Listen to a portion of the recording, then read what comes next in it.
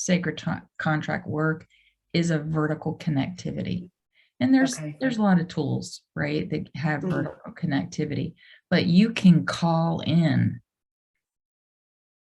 in the moment, and I've done it. And you can have a healing in the moment or a shift of energy in the moment when you recognize what's happening. And I had that this Christmas as my Christmas like went haywire, and I was curled up in the bed with my victim and my child, and I was, woe is me. And all of a sudden, I called in the warrior, Mm. and that victim energy vanished Vanished. in a second. And I got I up love out of that. bed and I was like, heck no, I'm not going there. I'm not staying there. And I Hmm. don't know that I would have been able to do that. I don't know if I would have been able to do that, even with another healer. I'm not sure I would have been able to do it in that way. I certainly wouldn't have been able to do it in the moment for myself, with myself.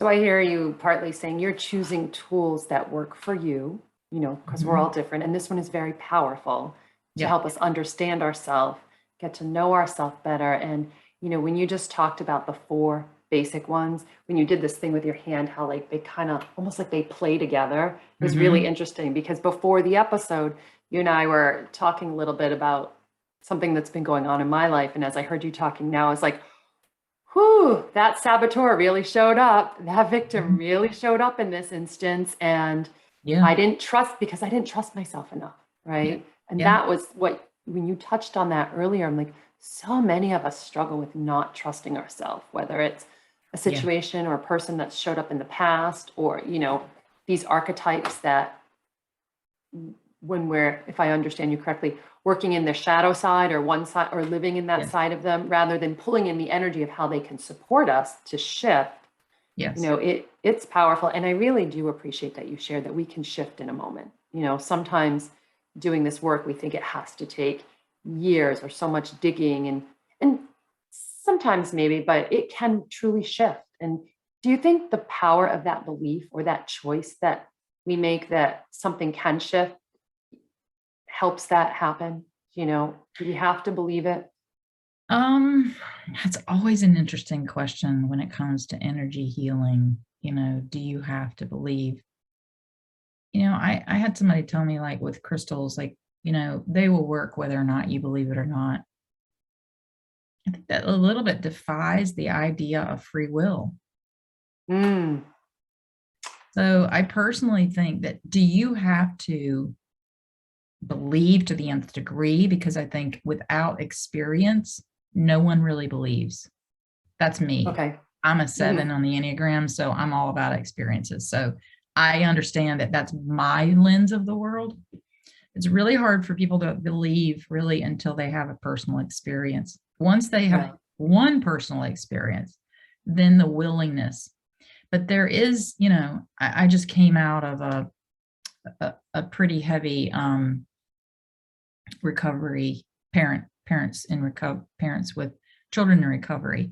And this Hmm. is a big topic in recovery, where it's the person, who, any of us that are in a situation, we have to a certain minute surrender. Well, surrender implies free will. You have Mm. to choose. So there's an amount of, doesn't mean that you're choosing complete health, because we don't go from here to there. What we say is we're open enough. Mm. So I do think that you cannot be completely closed. Um, you have to be, and again, this is vertical work, you have to be at least open enough to say, I'm curious. Hmm. To me, curiosity does not mean belief. Right. I'm not believing yet because I haven't had an experience. And then the more that you have it, the more you believe. And that's why I am so passionate, because I see it happen with other people. I Hmm. see how serendipitously, like, once you start saying, I want to call in, then just the energy just starts flowing, and then more and more examples will, it's like a science Hmm. experiment. It's like you're going to get more results. You're going Right. to get more scientific data that back it up. Right. No, that makes a lot of sense. And that calling in is powerful. We had touched on that a couple of times recently, and with Kristen. And when you say calling in, for someone that might not be familiar with this language or this concept, can you dig a little deeper, or not, or explain what that means, like calling in? Is it a prayer? Is it an invocation? Is it just a desire or a want? Is there language around it that matters? Like, You know what? It's interesting. It's what's coming up for me right now is to say co-creation, which, you're creatrix, right? yeah. I don't think there has to be any one way. Okay. I think that, sometimes it's through people's body.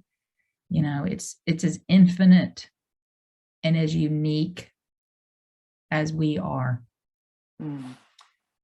I like It could that. be a smell. It could be, I don't know. I think that's why it's so hard, because people want a cookie cutter cookbook answer.